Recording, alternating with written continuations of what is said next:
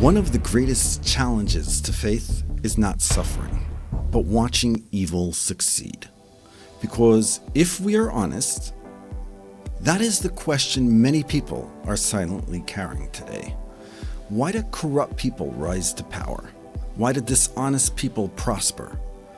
Why do people who mock morality seem happy, while good people struggle? Why does it sometimes feel like this world rewards arrogance, greed, cruelty, and deception?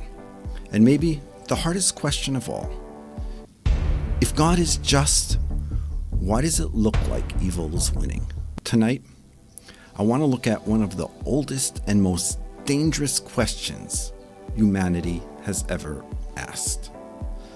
Not through modern psychology, not through politics, but through the words of the prophets. The Psalms, King Solomon, Jeremiah, and of course Job, and some of the deepest ideas in Jewish thought. Because what they say about suffering and evil, prosperity and justice may completely change the way you see the world. What makes this question so dangerous is that it's not merely a philosophical question. It becomes personal. A person can tolerate pain, a person can tolerate hardship, but when someone begins to believe that life itself is fundamentally unjust, something inside them begins to collapse. And yet, what is fascinating is that this question is ancient. The Bible itself wrestles with it constantly. King Solomon writes, there are righteous men who get what wicked men deserve, and wicked men who get what the righteous deserve. The psalmist cries out, behold, these wicked people, their world is peaceful, they attain great wealth. Jeremiah asks directly, why do the wicked people prosper in their ways? And Job, he asks, why are those who provoke God secure? Think about that for a moment. These are not atheists asking these questions. These were prophets, kings, the greatest spiritual figures in Jewish history. Meaning, this question itself is not a lack of faith.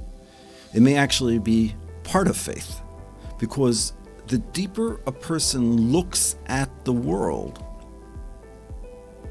the harder the question becomes. And maybe that is exactly where the real mystery begins. Because according to Jewish thought, the problem may not be that justice does not exist. The problem may be that we are only seeing part of the picture. What if this world is not the full story? What if we are judging reality from inside a single frame without seeing the entire film? Jewish wisdom repeatedly returns to one terrifying possibility, that visible reality is incomplete, that what we call success may not actually be success, what we call suffering may not actually be defeat. That changes everything. Because if that is true, then perhaps the greatest illusion in human history is appearance itself. Think about modern society for a moment.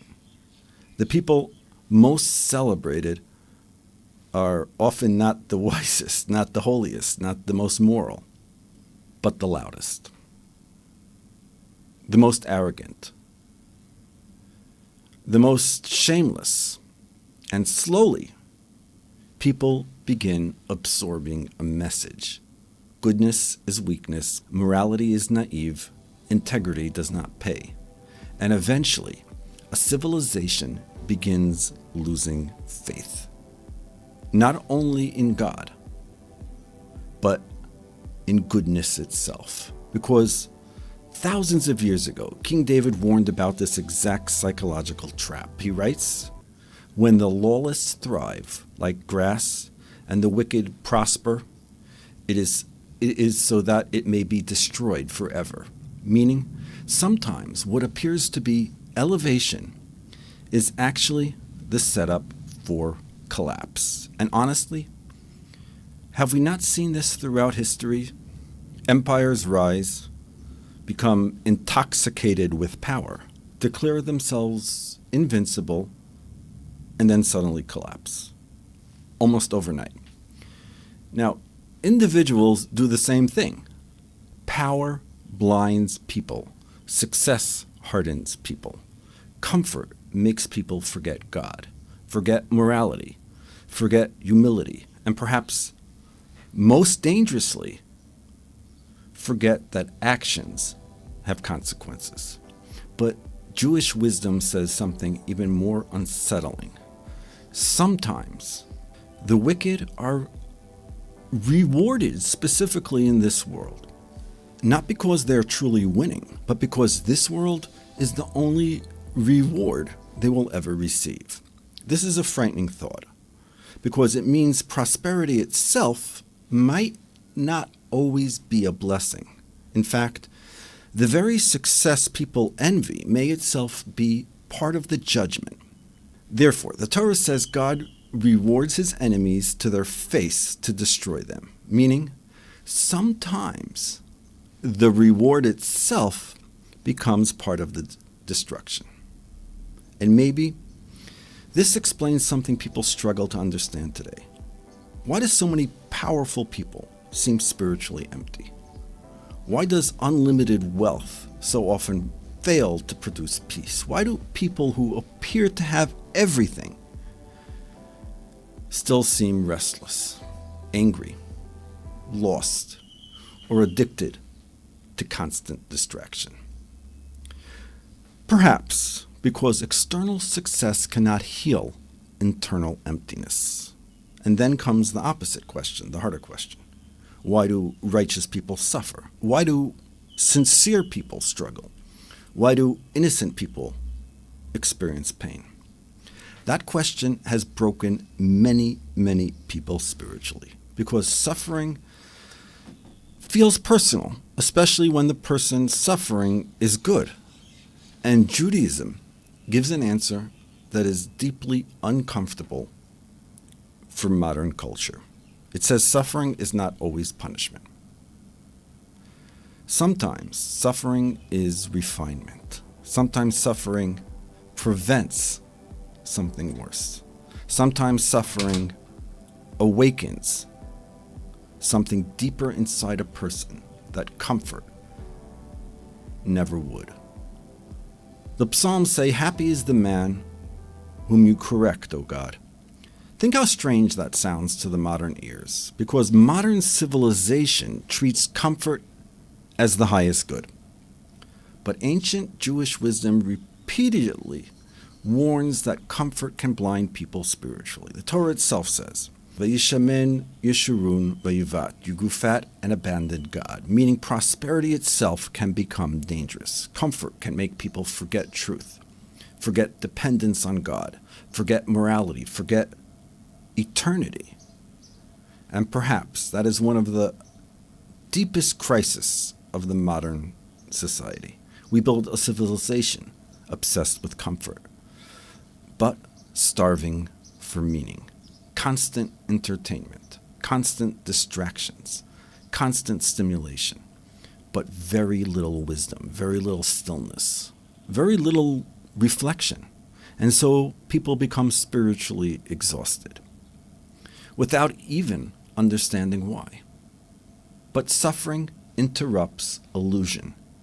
Pain forces people to ask questions they would otherwise avoid. What actually matters? What remains when comfort disappears? Who are we without the distractions of life? And maybe that is why some of the deepest human beings are often people who suffered greatly. Not because suffering itself is holy, but because suffering has the power to destroy illusion, to reveal what comfort hides. But even after all this, the hardest cases still remain. The suffering of children, the suffering of the innocent, the brutal deaths of righteous people, throughout history. The question that seems too painful to answer. And here, Jewish wisdom becomes astonishingly honest. It admits there are dimensions of justice hidden entirely from man. Job says, "He is one who can question him." Isaiah says, "Shall the clay say to the one who fashioned it, 'What have you done?'" Meaning, there are dimensions of reality beyond human perception. That is important, because real faith is not pretending. It's not pretending every tragedy is easy to explain. The prophets themselves cried, questioned, struggled. Job himself demanded answers from God. And yet, through all of this, Judaism insists on one central idea. Reality is moral. History is moral. Human actions matter. Nothing disappears. Nothing is forgotten. King Solomon writes, "For God will scrutinize every action, every hidden thing, whether good or evil." Every hidden thing, even the things nobody else sees. That means history may not actually be random. And perhaps the greatest mistake modern people make is assuming that delayed justice means absence of justice. But there is another idea here that becomes deeply relevant today. Jewish wisdom teaches that if evil were instantly punished, free will would disappear. Think about that carefully. If every lie immediately resulted in destruction, if every immoral act instantly produced a visible punishment, human beings would not choose goodness. They would merely fear consequences, meaning hidden justice may actually be necessary for human freedom to exist. And suddenly, the world begins looking very different. The delay of justice is itself part of the test, which means the real question may not be, why does evil exist, but rather, what do human beings choose when evil appears to prosper? That's the real battlefield. And perhaps that is why societies collapse, not merely because evil exists, but because eventually people stop believing goodness matters. Now, once that happens, everything begins decaying from within. Families weaken, truth becomes flexible, integrity becomes negotiable, and people begin worshiping power instead of morality. Sound familiar? Maybe this is why so many people today feel like something has fundamentally changed in society. Because something has. People no longer merely disagree about truth. Many no longer even believe truth exists. And once a civilization loses truth, justice becomes impossible. The frightening thing is that civilizations are often destroyed long before they collapse physically. They collapse morally first, spiritually first, internally first. But once enough people stop believing in truth, justice, responsibility, and God, once that happens, they collapse eventually. And the collapse eventually becomes visible everywhere else. And maybe that's why so many ancient Jewish sources describe confusion, moral collapse, arrogance, and spiritual emptiness as signs that precede the Messianic era. Not because God abandoned the world, but because the world drifts furthest from truth, right before it is forced to confront truth again. The prophets describe generations where morality weakens, truth disappears, and people become intoxicated with power and materialism. Sound familiar? Perhaps we are witnessing is not merely social decline, but a civilization reaching its spiritual limits. Because eventually, human beings discover that technology cannot save the soul. Politics cannot save the soul. Pleasure cannot save the soul. Comfort cannot save the soul. Only truth can. And maybe that's why so many people feel a growing sense that something enormous is approaching. Not necessarily fear, but awakening. A realization that history is moving somewhere. That humanity cannot continue endless detachment from morality, truth, and God without consequences. And perhaps this is why suffering itself may play a much more mysterious role in history. Because suffering humbles civilizations, it breaks arrogance, it exposes illusions, and eventually it forces people to search for something real again. The prophets believed something modern civilizations struggle to believe. That evil is temporary. Corruption is temporary. Empires are temporary, but truth is not temporary. Perhaps that is why the Jewish people survive civilizations far more powerful than themselves. Bavel vanished, Babylonia. Rome collapsed. Countless empires disappeared, but the Torah remained. Why? Because power alone cannot sustain a civilization. Only truth can. And maybe that is the deeper answer to the question we began with. Why does evil appear to win? Perhaps because history unfolds slowly. Perhaps because free will requires hiddenness. Perhaps because human beings only see fragments of a much larger picture. But the prophets insist evil never truly wins forever. And perhaps the clearest sign of that is despite everything humanity has experienced, people still search goodness, still search for justice, still search for truth. The soul itself refuses to fully surrender. Isaiah says, "The people who walked in darkness have seen a great light." Maybe that is not merely a prophecy about the future. Maybe it's a description of history itself. Ha'am ha'olech b'choshech ru'u or gadol. That before redemption, there is confusion. Before clarity, there is darkness. Before rebuilding, there is collapse. And perhaps that is why this generation feels so unsettled. Because deep down, people sense the world is changing, that something old is ending, and something new is struggling to emerge.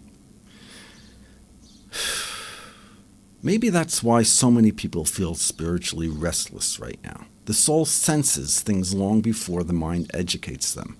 And perhaps that is the real test of our generation.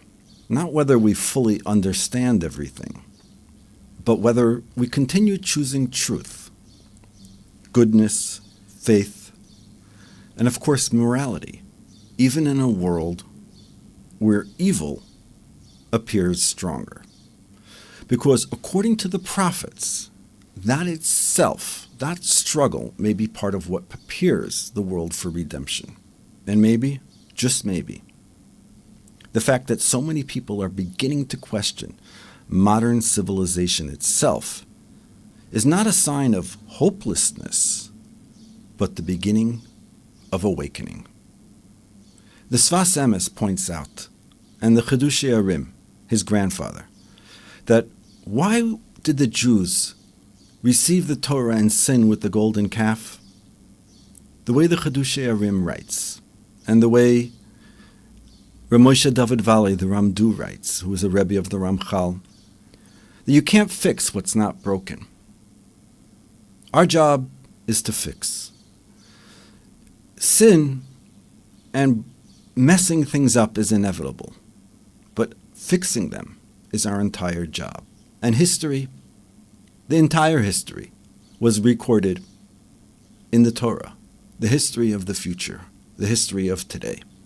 The question isn't whether or not we can change history, but the question is, can we get aboard history? Can we be a part of changing this awareness in the world? Thank you for watching. Shalom from just outside Jerusalem.